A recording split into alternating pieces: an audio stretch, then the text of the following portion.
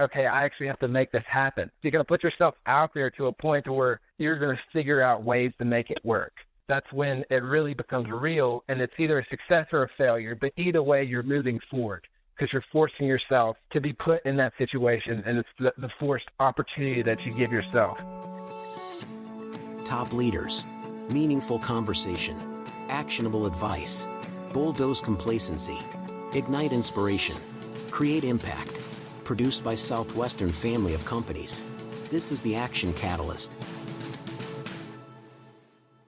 I have two guests on, and these guys are brothers. The first, his name is Seth Bolt, and he is in a band which is called Need to Breathe. And then also his younger brother, Chandler Bolt. So these two brothers have joined together, and they have a book that they have written, which is called Breaking Out of a Broken System. I've got them here today, both Seth and Chandler. Guys, thanks for being on the show. Well, thanks for the amazing intro. It's a pleasure to be here. So first of all, tell me, why did you go about writing this book? Where did it come from going, hey, let's do this, let's write a book? Why did you guys decide to do it? Can you just give me a little background? Yeah, sure. It was kind of the two things coming together that really became symbolic, I guess, of who Chandler and I are. I'm sort of like the artist in the family that hasn't combed his hair in years, and Chandler's a guy that's killing it in the business world. So we couldn't be more different. We grew up 10 years apart. This whole idea of like combining art and entrepreneurship to raise money for charity is something that really inspired us to write the book. Yeah, and basically the book, what we did is we took the things that our parents taught us. We took these 15 lessons that they taught us, and Seth and I both wrote separate accounts. So Seth wrote his account as a musician. I wrote mine as a business guy. And basically just showed that these 15 things that they taught us are things that we thought were normal, but most people don't end up learning them. You know, their parents don't teach them this growing up. And we just basically showed how you can apply this in music and you can apply it in business. And it just relates to both things. Yeah, one of the things that probably excites us the most is the opportunity that we have to inspire other people, you know, our age or that are trying to decide maybe what they want to do with their life or what they want to do if they want to change careers. Because there's really an amazing potential to sort of repurpose business, not just for profit, but to actually make a difference in the world. And one of the ways that we're trying to do that is we've partnered with an organization called PMI, or Palmetto Medical Initiative. They provide medical assistance to the developing world. We decided, let's combine art and entrepreneurship. Let's write this book because that was kind of burning. There was a lot of things there. And at the same time, let's make sure that we kind of spread this idea that, you know, even though all of us are just selling, you know, maybe one thing or one service, but you can build into that something that can have make a big difference in the world. That's awesome. And then, you know, simultaneously, the book for the reader, it's like the principles that are in here can save a person's life. And so, Seth, can you fill us in on what the $624 billion secret is? That number reference was for Apple. And I used Apple because it's an example that a lot of people understand. And obviously a lot of people are studying their business model now. But simplicity is the key. One thing that really has been resonating with me lately is that, you know, I'm a hardworking person, and a lot of us are, and we want to stay busy because we want to be productive. But sometimes in that busyness, we create extra steps to our processes and our systems and our daily life that complicate things and cause us more work. And, you know, for a lot of people, that means they end up working all day. You know, for a lot of entrepreneurs that have total time freedom, they work way more than anybody else, and they don't stop to like really enjoy life. Think about, you know, how they can give back or, you know, maybe serve in their community because they're so married to their job. So that was all about simplicity and sort of cutting back so that you don't miss out on it all.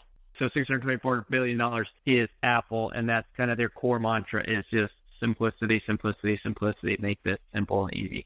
Yeah, make it simple for, you know, internally as you're creating your product, and then actually strive to make the experience for whoever you're selling it to better. Make it easier. I mean, one of the ways that we tried to, you know, really put our money where our mouth is was in the book we reference other artists and other music. I mean, music's obviously a big part of my life, and I put lots of links to, you know, the song I was listening to when I started to write each chapter, just in case people wanted to sort of listen along and experience it that way. So for the ebook, that's a link. You can just click on it. It's easy. If I reference the book that I'm like, this book changed my life, check it out, you can do it right away. It's not like a homework assignment. It's just trying to make sure your product, actually serves your customer in the best way that it possibly can, that makes their life simple.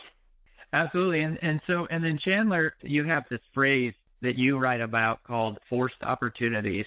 Yeah.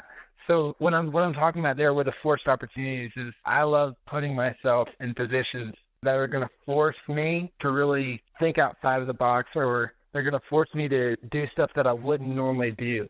So the example there, when I ran the $100,000 business, was I kind of put myself out there and decided to take this opportunity. And then we had the training where it's like the initial training with the company. Basically what I did is I went up to the CEO, the guy who was doing the presentation, and I said, hey, I have a big goal. I want to run the number one business in the country. I want it to be over $100,000. And I just kind of made a challenge and a bet with him there. Like, I want to accomplish one of those things.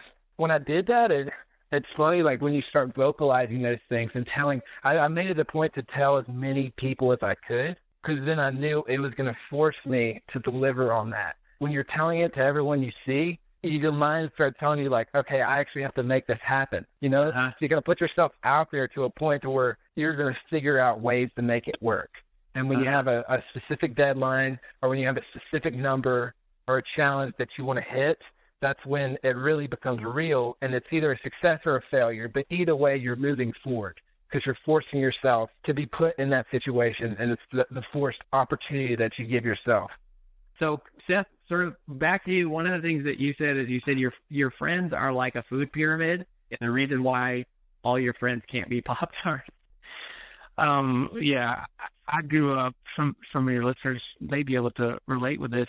I grew up in the South and in a very conservative home. So my mom was always super picky about my friends and who I hung out with. I actually heard this tagline from one of my friends, but you show me your friends and I'll show you your future. And I thought it was cool that my parents made it enough of a priority that I put good people in my life to influence me, that I actually heard that from one of those people that were influencing me. You show me your friends, I'll show you your future, was sort of a good example of how, even though I love to have fun, I love to laugh, I love to cut up, I've got sort of 5 core friends, and one of those is that for me, because I need that. But it's really important that I don't have 5 friends that are that way. I mean, it's balance. You need that in your life.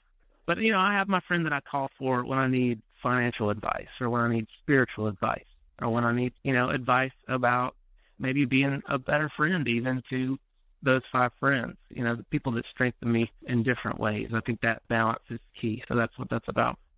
So Chandler, there's this phrase that you talk about, or this concept of the boomerang effect of giving. And giving is such a tremendously powerful part of being successful. And walk us through why you use the metaphor of a boomerang. Yeah. So growing up, one thing that people that grew up around us would always tell us is, I can't believe how your parents, they give all the time. And it's like, my mom's like the most giving person you'll ever meet. It's like they make money just to give it away. We give because we want to help others. And even when we feel like we have nothing to give, or we really have to dig deep to give, we always do it because we know it's going to bless their life. And we know that at some point God's going to bless us and bring it back to us.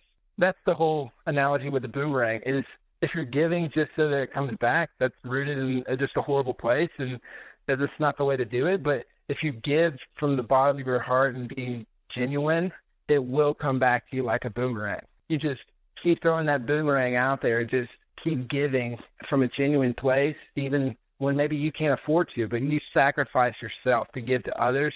And it's just amazing how it always comes back to you tenfold. Well, guys, I love it. The book is called Breaking Out of a Broken System. You got to take a look at it. Seth Bolt from Need to Breathe, his younger brother, Chandler Bolt, a budding entrepreneur. Really cool stuff. Thanks for being on the show, and good luck to you guys. Yeah, appreciate it, man. Thanks so much.